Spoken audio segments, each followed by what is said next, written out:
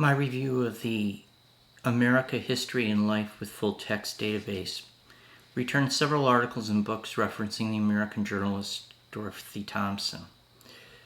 One article, Dorothy Thompson Underestimates Hitler by Peter Carlson, explores Thompson's one and only meeting with the future dictator of Germany in 1931, her withering description of Hitler's physical appearance, and her contention that the Austrian rabble-rouser could never be the leader of the German nation haunted her reputation for years to come.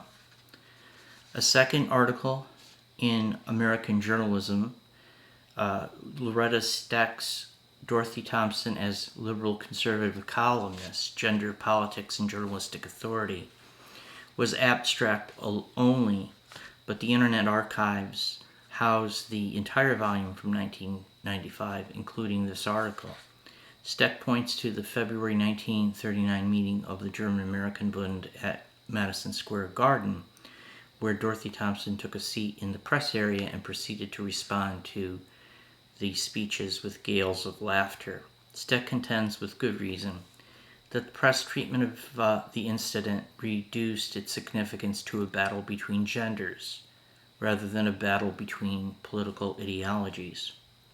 Much of Thompson's career had been a battle against those among her colleagues who tried to reduce her to a female or woman reporter instead of what she was, a savvy reporter and an even more effective opinion maker.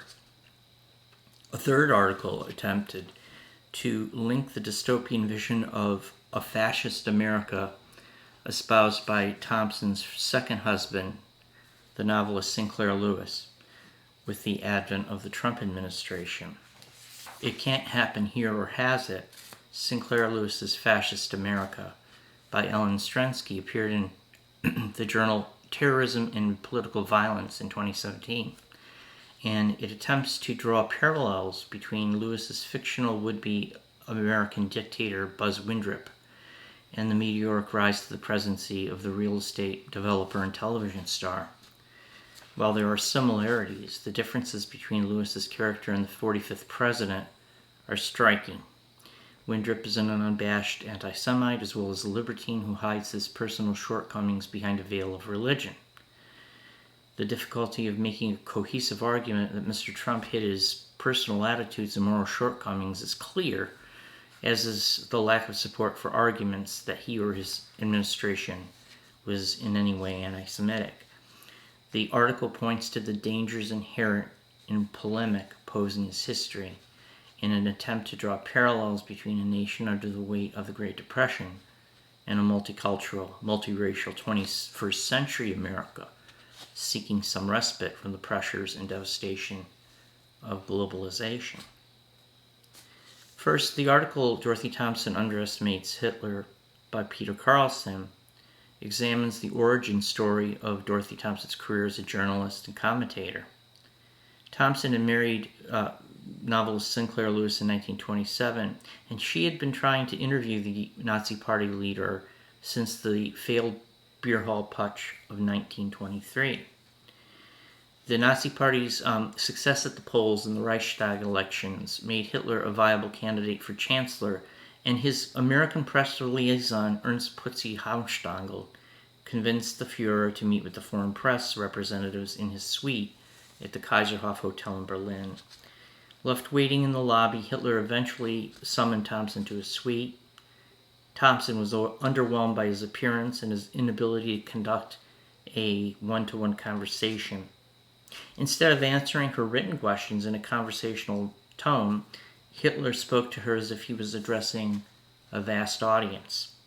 Carlson's account of the meeting is well-worn territory, with quotations from Thompson's book I Saw Hitler, in which he called the future dictator of Germany, quote, formless, almost faceless, a man whose countenance is a caricature, a man whose framework is Carta Angelus without bones. He's inconsequent, involuble, ill-poised, insecure. He is the very prototype of the little man. The eyes alone are notable, dark gray and hyperthyroid. They have the peculiar shine which often distinguishes geniuses, alcoholics, and hysterics, end quote. Comparing Hitler to the great statesmen of Germany's past and present, Thompson found him wanting and declared that he could never be dictator of Germany, claiming, "Oh, Adolf, Adolf, you will be out of luck." Carlson connects the publication of I Saw Hitler to her later expulsion from Germany within 24 hours in 1934. The explanation for her expulsion provided by the German secret police and the Nazi government was that her writings had abused the hospitality of the German nation and people. Naturally, the press of the time referred to the above quotation as a motivation for Hitler to get rid of a thorn in his side.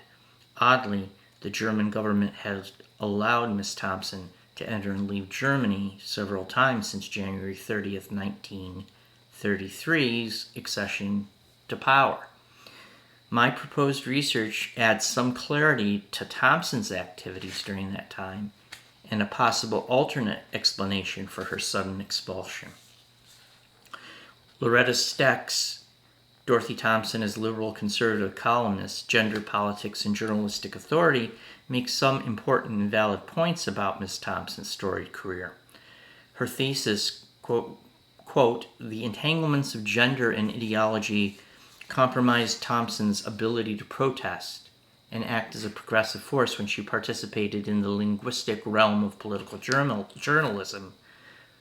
The possibilities and limits of her voice were defined by her position as a woman, trying to gain power in the male-dominated media as a columnist rather than a news correspondent and as an advocate of political affiliations. It's difficult to disentangle. First, the statement assumes Thompson's natural inclinations were to act as a progressive force, and that those inclinations were stymied. Anti-New Deal, anti-communist, and a rather tepid supporter of labor unions, Thompson's writing in the Republican-supporting New York Herald Tribune must be taken at face value. Rarely during her time at the Herald Tribune, under the leadership of Ogden and Helen Reed, was she at odds with her employers. Steck accurately states that Thompson's reach was dependent upon a, quote, media establishment. However, in Thompson's case, day-to-day editorial was headed by a woman, Helen Reed. The fear of offending advertisers played a much greater role in Thompson's demise at the Herald Tribune than gender. Ellen Strensky's It Can't Happen Here, or Has It? My third article, since Sinclair Lewis's Fascist America appeared in a 2017 volume of Terrorism and Political Violence. The piece attempts to liken a character from Lewis's novel It Can't Happen Here, a work featuring a large amount of input from his wife, Dorothy Thompson, to the nascent political career of Donald Trump.